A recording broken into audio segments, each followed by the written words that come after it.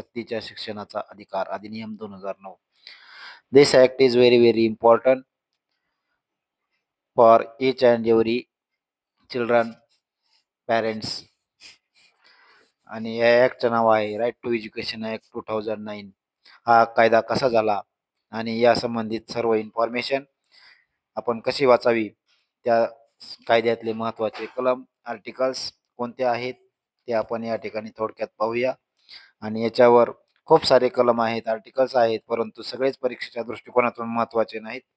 कोणते आहेत, कोणत्या आर्टिकल्सवर आपण फोकस केला पाहिजे आणि कोणते आर्टिकल्स जास्त इम्पॉर्टंट आपल्यासाठी आहेत ते आपण या लेक्चरद्वारे पाहणार आहोत. तर चला मग आपण आपल्या आजच्या लेक्चरकडे वळूया. तर आजच्या या कायद्याचं जे नाव आहे ते म्हणजे right to education act 2009, in short RT act 2009. This act is very important for the education system, for the teachers and for the students. आजच्या शिक्षण व्यवस्थेचा हा पाया आहे, बेस आहे. This is the base of our education system in today's policy, education policy. NEP धोरण 2009च्या शिक्षणाचा सुद्धा हा एक महत्त्वाचा पाया आहे आणि याच्या आधारेच बऱ्याचशा गोष्टी तरतुदी आज शिक्षणामध्ये 6 ते 14 वयोगटासाठी केल्या जातात. मग या कायद्याची आपण डिटेल इन्फॉर्मेशन पाहणार आहोत. हा कायदा कसा आला, कशामुळे याची तरतूद लागू केली ते आपण या ठिकाणी थोडक्यात पाहणार आहोत.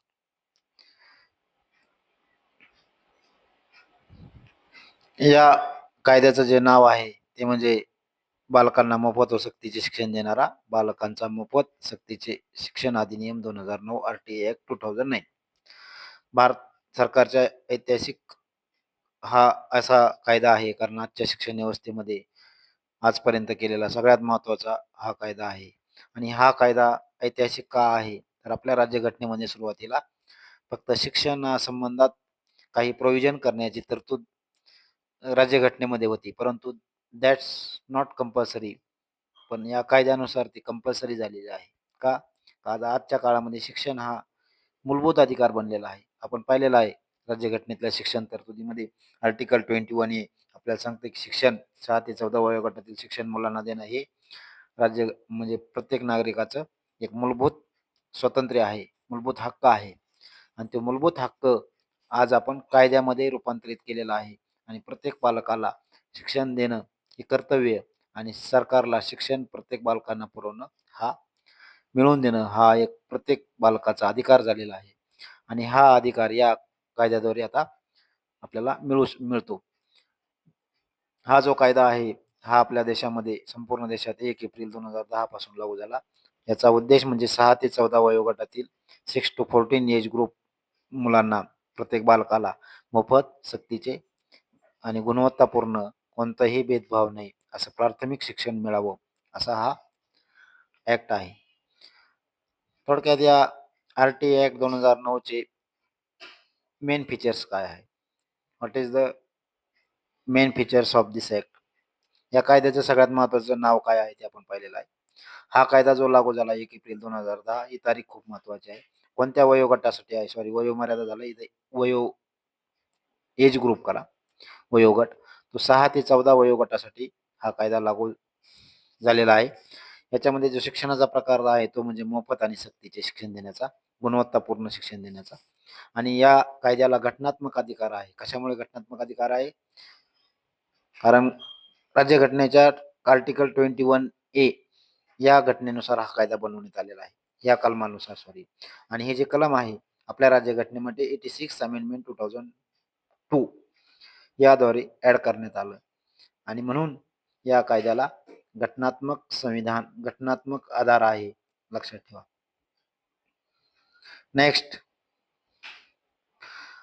या RT 2009 अंतर्गत कोणकोणत्या मुख्य प्रोव्हिजन्स आहेत, तरतुदी आहेत ते पाहू. पण सगळ्यात महत्त्वाचं म्हणजे मोफत आणि सक्तीचे शिक्षण हे आपण पाहिलेलं आहे. 6 ते 14 वयोगटातील प्रत्येक बालकाला मोफत शिक्षण मिळणे. त्याच्यानंतर आज नवीन गोष्टींचा सुद्धा या ठिकाणी तरतूद करण्यात आली. मुलांना मोफत गणवेश, पुस्तके, वह्या नाही परंतु प्रवेश पुस्तके, गणवेश यासाठी कोणतीही फीस लागणार नाही, हे शासनाने पुरवण्याचं काम करावं अशी याच्यामध्ये तरतूद आहे. नेक्स्ट आहे खाजगी शाळा जर कोणत्याही बालकाने एखाद्या खाजगी शाळेमध्ये प्रवेश घेतला तर त्या खाजगी शाळेमध्ये 25% जागा या मुलांसाठी कोणत्या मुलांसाठी रिझर्व्ह ठेवल्या पाहिजेत ते या ठिकाणी दिलेलं आहे, की जे आर्थिकदृष्ट्या दुर्बल घटक आहेत, वंचित घटकातील विद्यार्थी आहेत, या विद्यार्थ्यांच्या साठी या जागा 25% जागा राखीव ठेवायच्या. कोणासाठी हे मान्यताप्राप्त म्हणजे मायनॉरिटी शाळा नसतील, नॉन मायनॉरिटी शाळा, खाजगी शाळा, ज्या ग्रँटेड नाहीत, नॉन ग्रँटेड आहेत, अशा सर्व शाळांमध्ये हे 25% आरक्षण लागू आहे. आणि या 25% आरक्षण लागू केल्यानंतर या ज्या 25% जागेची जी फीस आहे, ती शासनाकडून याची शुल्क परतफेड या शाळांना केली जाते. नेक्स्ट आहे शाळेमध्ये मूलभूत सोयी-सुविधा कोणत्या असाव्यात? आर-टी-ई नुसार प्रत्येक शाळेत या सुविधा असल्या पाहिजेत. सुरक्षित इमारत असली पाहिजे, स्वच्छ पिण्याचं पाणी असावं. त्यानंतर अ, मुला-मुलींसाठी टॉयलेट्स, सेपरेट टॉयलेट्स असावेत. ग्राउंड्स, लायब्ररी, ग्रंथालय आणि प्रॉपर प्युपिल टीचर रेशो हा मेंटेन केलेला असावा. अशा पद्धतीच्या सुविधा त्या ठिकाणी तरतुदी या कायद्यामध्ये केलेल्या आहेत. विद्यार्थी मूल्यांकन कसं केलं जाईल म्हणजे नो डिटेन्शन पॉलिसी. सुरुवातीला 1ली ते 8वी पर्यंतच्या मुलांना डायरेक्ट परीक्षा घेणे, परंतु नापास न करता पुढच्या वर्गात ढकलणे, अशी तरतूद होती. परंतु 2019ला अनेक तक्रारी आल्यानंतर पालकांच्या ह्याच्यानुसार आणि वेगवेगळ्या ह्याच्या बातम्यानंतर शासनाने विचार केला आणि 5वीला आणि 8वीला परीक्षा घ्यायची आणि त्या ठिकाणी मुलांना जर मुलं प्रॉपर नसतील तर त्यांना नापास करण्याची परवानगी या ठिकाणी घोषित करण्यात आली. परंतु नापास झाल्यानंतर त्या मुलांना परत 1, 2 ते 3 महिन्यामध्ये पुन्हा परीक्षा घेऊन पुढच्या वर्गामध्ये प्रवेश देण्याची सुद्धा तरतूद केलेली आहे, लक्षात ठेवा.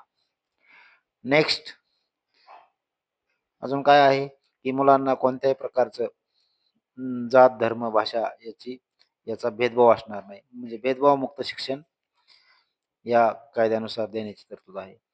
सगळ्यात महत्त्वाचं म्हणजे शिक्षकांची पात्रता. टीचर्स क्वालिफिकेशन एबिलिटी काय असावी? तर शिक्षकाकडे आवश्यक शैक्षणिक पात्रता असणं बंधनकारक केलं आहे आणि अप्रशिक्षित पात्र शिक्षकांना प्रशिक्षण नंतर घेणे अनिवार्य आहे. आणि याच्याच आधारे म्हणजे आजची जी टी-टी, सी-टी-ई-टी याचं बंधन या कायद्यामध्ये घालण्यात आलेलं आहे. आता आपण पाहू या अंतर्गत आपल्याला अजून तरतूद दिसते, की प्युपिल टीचर रेशो किती असावा? वर्ग 1 ते 5 साठी 30:1 आणि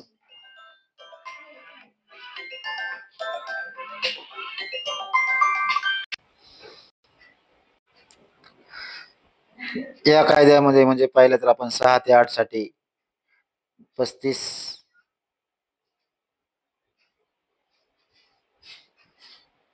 35:1 हा रेशो आहे. आर-टी 2009चं महत्त्व म्हणजे काय? या कायद्याने आपल्याला प्रथमच कायदेशीर मान्यता मिळाली. शिक्षणाचा आजपर्यंत हा मूलभूत हक्क तरतूद नव्हती. ती मूलभूत हक्क म्हणून पहिल्यांदा 21A या कलमाने त्याला मान्यता मिळाली आणि त्याच्यानंतर या कलमाच्या आधारे हा कायदा बनून या शिक्षणासाठी आपल्याला कायदेशीर मान्यता या ठिकाणी मिळाली. त्यानंतर या कायद्यामुळे सामाजिक असमानता कमी करण्यासाठी एक महत्त्वाचं पाऊल उचललं गेल्याचं लक्षात येतं. त्यानंतर आजपर्यंत दुर्बल आणि वंचित घटकातील मुलांना शैक्षणिक गुणवत्ता किंवा गुणवत्तापूर्ण शिक्षण मिळण्याची संधी कमी होती, ती आज या कायद्याने वाढली आणि वेगवेगळ्या प्रवेशाच्या संधी या मुलांसाठी उपलब्ध झाल्या आणि ही मुलं आज शिक्षण घेऊन बाहेर पडत आहेत. चांगलं शिक्षण त्यांना मिळत आहे. अशा पद्धतीने हे महत्त्वाचं आर्टिकल्स आणि हे कायदा हे खूप महत्त्वाचं आहे आणि या कायद्याने आपल्याला अनेक गोष्टी मिळाल्याचं लक्षात येतं. So that's why this act is very, very important. आता आपण या कायद्याचं म्हणजे या कायद्यामध्ये किती कलम आहेत, किती पार्ट आहेत, ते आपण या ठिकाणी डिटेल पाहूया. आर-टी 2009 या कायद्यामध्ये टोटल 7 भाग आहेत. There are 7 parts and 39 articles. लक्षात ठेवा 7/39. 7/39 म्हणजे 7 पार्ट्स आहेत, 39 आर्टिकल्स आहेत. आता आपण ते भाग आणि आर्टिकल्स डिटेल्स पाहूया. अजून एक लक्षात ठेवा, जर नियम असेल, नियम असेल तर नियमामध्ये रूल्स असतात, नियम असतात. आणि जर कायदा केलेला असेल, कोणताही कायदा असू द्या, त्या कायद्यामध्ये कलम असतात, आर्टिकल्स असतात. हा फरक आहे. आणि हा आर-टी ॲक्ट 2009 हा कायदा आहे. हा संसदेमध्ये पारित होतो आणि हा संसदेच्या दोन्ही सभागृहामध्ये पारित झाल्यामुळे याला कायदा म्हणतात. आणि ह्या कायद्यामध्ये वेगवेगळ्या प्रकारचे भाग आणि कलम असतात, हे लक्षात ठेवा. आता आपण या कायद्यामध्ये वेगवेगळे कलम व्यवस्थित डिटेलमध्ये पाहूया. पार्ट 1 जो आहे, कधीही हा प्रारंभिक असतो, सुरुवातीचा भाग असतो. याच्यामध्ये फक्त 2च कलम ॲड केलेले असतात. Article 1 and 2. कोणत्याही कायद्याचे कलम 1 हे नेहमी त्याच्यात नाव, त्याचा विस्तार आणि कोणत्या दिनांकापासून लागू आहे, कोणाला लागू आहे, याची माहिती कलम 1 मध्ये असते. मग या कायद्यामध्ये आपल्याला नाव, हा कायदा कधी लागू झाला? 1 एप्रिल 2010 ला लागू झाला. ते सुरुवातीला पहिले हा कायदा कोणाला लागू होता? सुरुवातीला जम्मू-काश्मीर सोडून सर्व भारतात लागू होता. परंतु सध्या संपूर्ण भारतात म्हणजे 100% भारतीय नागरिकांना लागू आहे. त्याचं कारण असं आहे, की जम्मू-काश्मीर सुरुवातीला स्वतंत्र राज्य होतं. परंतु 2019 मध्ये जम्मू-काश्मीर केंद्रशासित प्रदेश करण्यात आला आणि त्या ठिकाणी जम्मू-काश्मीरमध्ये वेगवेगळ्या तरतुदी करण्याचा अधिकार भारत सरकारला मिळाला. म्हणून आता जे काही कायदे असतील ते सर्व कायदे 2019 नंतर जम्मू-काश्मीरला लागू आहेत. त्याच्यामध्ये हा कायदा सुद्धा सध्या जम्मू-काश्मीरला लागू आहे. म्हणून 100% भारतीयांना हा आर-टी ॲक्ट 2009 लागू आहे. नेक्स्ट आर्टिकल आहे, हे महत्त्वाचं आहे, लक्षात ठेवा. याच्यामध्ये वेगवेगळ्या व्याख्या दिलेल्या असतात आणि ह्या व्याख्या आपल्याला लक्षात ठेवणं गरजेचं असतं. याच्यामध्ये समुचित शासन असेल, हे चुकून झालेलं आहे. त्यानंतर कॅपिटेशन फी, बालक, वंचित बालक, दुर्बल घटक, प्राथमिक शिक्षण, पालक, माता-पिता कुणाला म्हणायचं, हे जे लक्षात ठेवा. ह्या पॉइंट्स ए मध्ये समुचित शासन आहे. बी कॅपिटेशन फी आहे. सी बालक सगळ्यात महत्त्वाचं आहे. डायरेक्ट परीक्षेमध्ये प्रश्न विचारला जातो, की बालकाची व्याख्या आर-टी 2009 मध्ये कोणत्या कलमांतर्गत केलेली आहे? खाली पर्याय दिले जातात. Option 2A, 2B, 2C. मग आपल्याला त्याच्या ABCD या क्रमांकासहित माहित असणं गरजेचं आहे. म्हणून बालकाची व्याख्या सी मध्ये आहे. वंचित घटक, दुर्बल घटक डी आणि ई मध्ये त्याची व्याख्या आहे. आणि आपलं सगळ्यात महत्त्वाचं हे 2 व्याख्या लक्षात ठेवा. बालक, प्राथमिक शिक्षण. प्राथमिक शिक्षण ई मध्ये आहे. आणि पालक, विद्यार्थ्यांचे पालक कुणाला म्हणायचे? जी मध्ये. मग ह्या महत्त्वाच्या व्याख्या आपण पाठच केल्या पाहिजेत क्रमांकासहित, लक्षात ठेवा. त्यानंतर नेक्स्ट पार्ट आहे महत्त्वाचा, मोफत आणि सक्तीच्या शिक्षणाचा अधिकार.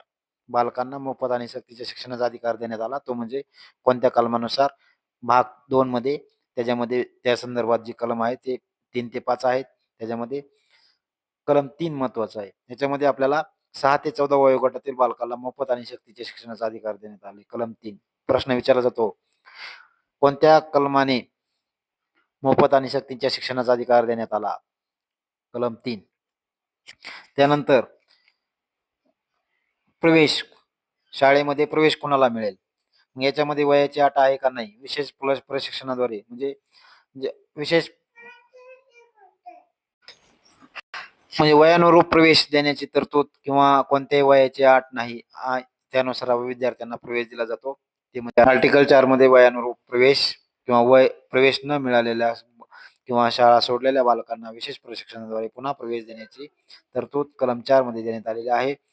कलम 5 सांगतं, की आपल्याला आपल्याला म्हणजे कोणत्याही बालकाला शाळा बदलण्याचा अधिकार देण्यात आलेला आहे. कधीही शाळा बदलू शकतो, कधीही प्रवेश घेऊ शकतो, कोणत्याही शाळेमध्ये जाऊ शकतो, कोणतीही अडचण नाही. अशा पद्धतीने 3 आहेत. इथं सक्तीच्या शिक्षणाचा अधिकार, याच्यामध्ये प्रवेश, वयानुरूप प्रवेश आणि ट्रान्सफर करण्याचा अधिकार, हे 3 लक्षात ठेवा. प्रवेश, शिक्षणाचा अधिकार, प्रवेश आणि ट्रान्सफर.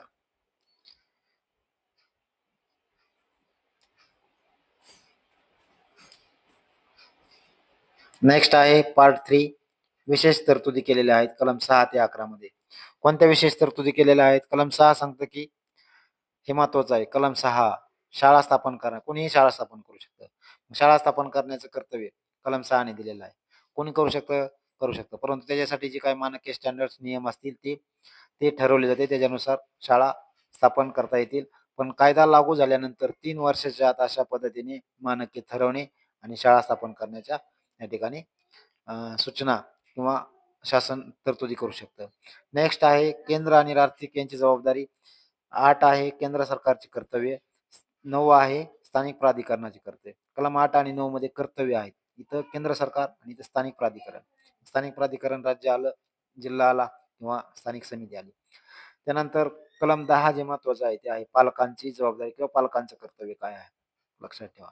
पालकांचं कर्तव्य काय आहे, जे आर्टिकल कलम 51(a) नुसार आपल्याला सांगितलेलं आहे की प्रत्येक पालकाचं कर्तव्य आहे की त्यांनी त्याच्या 6 ते 14 वयोगटातील मुलांना गुणवत्तापूर्ण प्राथमिक शिक्षण पूर्ण करून देणे हे पालकांचं कर्तव्य आहे.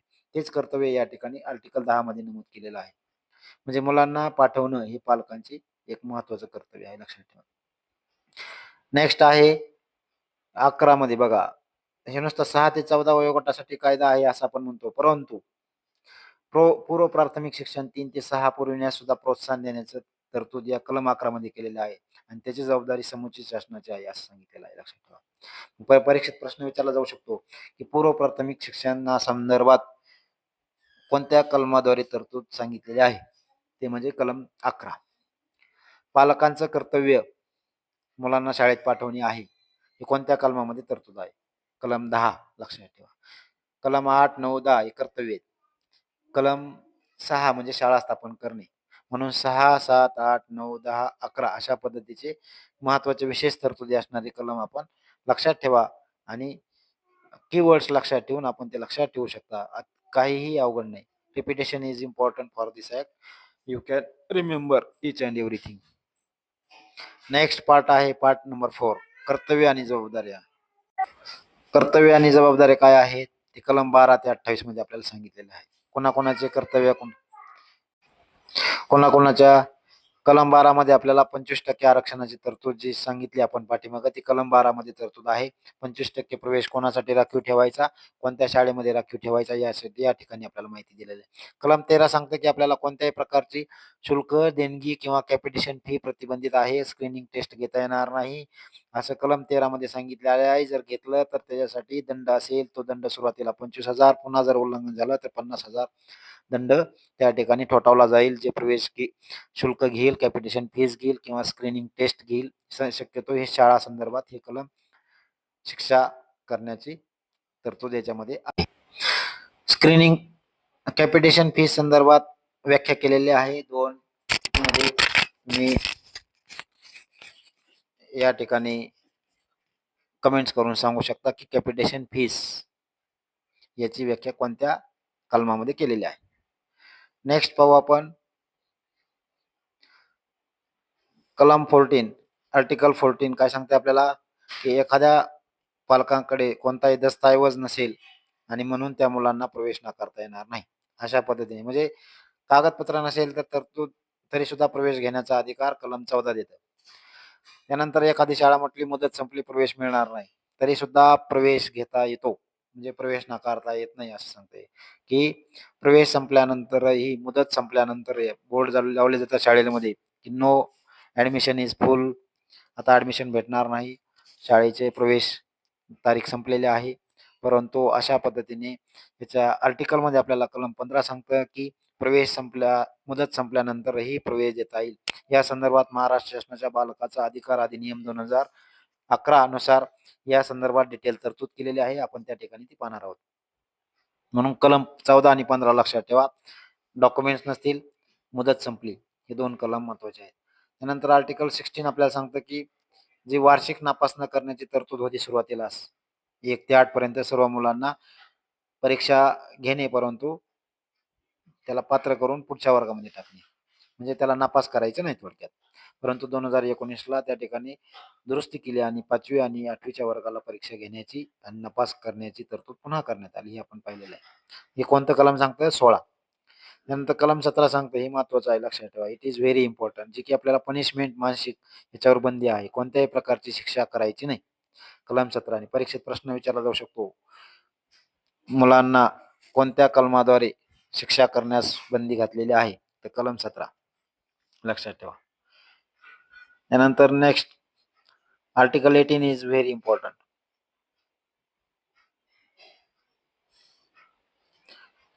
वाय? का ह्या शाळा स्थापनेसाठी मान्यता प्रमाणपत्र देण्याची तरतूद शासन करतं आणि मान्यता जर नसेल तर त्या शाळा बंद करण्याची सुद्धा तरतूद शासनाकडे आहे. जर एखाद्याने मान्यता न घेता शाळा स्थापन केली तर म्हणजे दंडाचं उल्लंघन केलं तर त्यासाठी दंड असतो. प्रथम गुन्हा केला तर ₹1,00,000 नंतर केल्यास ₹10,000 आणि एक लक्षात ठेवायचे शाळा स्थापन करणे म्हणजे काय लहान माणूस शाळा स्थापन करणार नाही. मोठी माणसं शाळा स्थापन करतात. त्यामुळे दंडही मोठा ठेवलेला आहे लक्षात ठेवा. म्हणून कलम 18 हे महत्वाचं आहे. कलम 17 इज इम्पॉर्टंट हे पाठच करून ठेवले पाहिजे. त्यानंतर कलम 19 इज ऑल्सो इम्पॉर्टंट. व्हाय? की शाळांनी जी मानक पूर्ण करायचे शाळा स्थापन केली परंतु त्याच्यासाठी जी स्टँडर्ड्स, रूल्स, रेग्युलेशन असतील ती पूर्ण करायची. ती किती वर्षात पूर्ण करायची? 3 वर्षात पूर्ण करायची. म्हणजे याच्यासाठी कालावधी आहे 3 वर्ष लक्षात ठेवा. त्यानंतर आर्टिकल 20 आर्टिकल 20 काय सांगते आपल्याला की मानक सुधारण्यासाठी तज्ञ पॅनल नेमण्याची तरतूद शासन करेल. यात केंद्र बदल करू शकतं फक्त. आर्टिकल 21 इज इम्पॉर्टंट लक्षात ठेवा. का? याच्यामध्ये एस-एम-सी स्थापन करण्याची तरतूद आहे. शाळा एस-एम-सी ती कशी स्थापन केली जाते त्याच्यामध्ये कोण कोण असतं त्याची रचना काय आहे आपण महाराष्ट्र शासनाचा नियम 2011 मध्ये पाहणार आहोत. फक्त कलम लक्षात ठेवा 21. त्यानंतर 22 आपल्याला सांगतं की एस-एम-सी एस-डी-पी तयार करेल. S-D-P means school development plan, शाळा विकास आराखडा तयार करण्याचं काम एस-एम-सी करेल आर्टिकल 22 ने. त्यानंतर आर्टिकल 23 इज ऑल्सो इम्पॉर्टंट लक्षात ठेवा. 21, 22 आणि 23. 23 हे शिक्षकासाठी महत्वाचं आहे. आजची जी टी-ई-टी, सी-टी-टी आहे ही या कलमाने अनिवार्य आहे आणि ही अर्हता शिक्षकांना पात्र किंवा प्रशिक्षित असणं अनिवार्य आहे. ही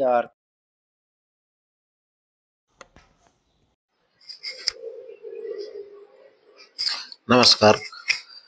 पुढचे जे आर्टिकल्स आहे 24 काय सांगते आपल्याला शिक्षकांच्या कर्तव्य जबाबदाऱ्या काय आहेत या संदर्भात एक आर्टिकल्स आहे. 25 पीटीआर रेशो किंवा स्टुडंट टीचर रेशो काय आहे त्याची मानके किती वर्षात पूर्ण करणे 3 वर्षात. तो हे 5 वर्ष कोणत्या कलमामध्ये आहे 3 वर्ष कोणत्या कलमामध्ये आहे ही महत्वाची कलम आहेत लक्षात ठेवा. आर्टिकल 26 आपल्याला सांगतं की शिक्षकांची नियुक्ती वेळेत करा आणि दरवर्षी पदभरती करण्याचे सुद्धा याच्यात निर्देश आहेत. परंतु 10% जास्त पदे रिक्त नसावेत असं हे आर्टिकल तरतूद करते. आर्टिकल 27 आपल्याला सांगतंय की शिक्षकांना कोणत्याही प्रकारचं अशैक्षणिक काम किंवा गैर शैक्षणिक काम देण्यासाठी बंदी आहे. परंतु याच्यामध्ये अपवाद म्हणून शासनाने निवडणुका, इलेक्शन्स किंवा जनगणना ही कामं आहेत. ही मात्र शिक्षकांना करावी लागणार आहे. तर लक्षात ठेवा गैर शैक्षणिक कामासाठी आर्टिकल 27 ने त्या ठिकाणी प्रतिबंध केलेला आहे. आर्टिकल 28 कोणत्याही प्रकारचे प्रायव्हेट कोचिंग क्लासेस शिक्षकांना घेता येणार नाहीत. अशा प्रकारचा प्रतिबंध शासनाने या कायद्याद्वारे केलेला आहे. लक्षात ठेवा. म्हणजे आजकाल जर एखादा कोणी जर क्लासेस घेत असेल स्वतःच्या नावाने तर त्याला शिक्षा होऊ शकते. आर्टिकल 28. यानंतर पार्ट 5 आहे प्राथमिक शिक्षणाचा अभ्यासक्रम आणि मूल्यमापन या संदर्भात काय तरतुदी केलेल्या आहेत. आर्टिकल 29 सांगतं की विद्यार्थ्यांना वेळोवेळी अभ्यासक्रम आणि मूल्यमापन पद्धतीबद्दल शासन काय करू शकतं पुनर्रचना करू शकतं त्या संबंधात तरतूद करू शकतं. आर्टिकल 29 सिलेबस संदर्भात इव्हॅल्युएशन संदर्भात.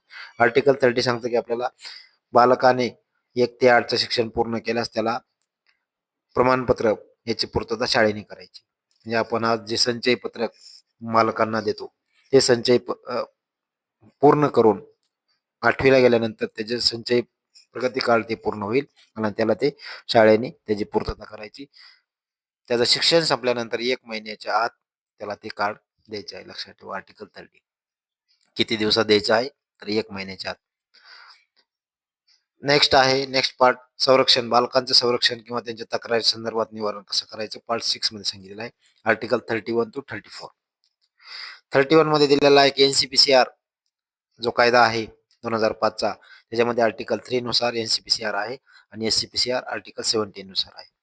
तर या दोन्ही आयोगाला बालकांच्या संदर्भात कार्य पार पाडण्याची तरतूद करण्याचा अधिकार दिलेला आहे. आर्टिकल 31.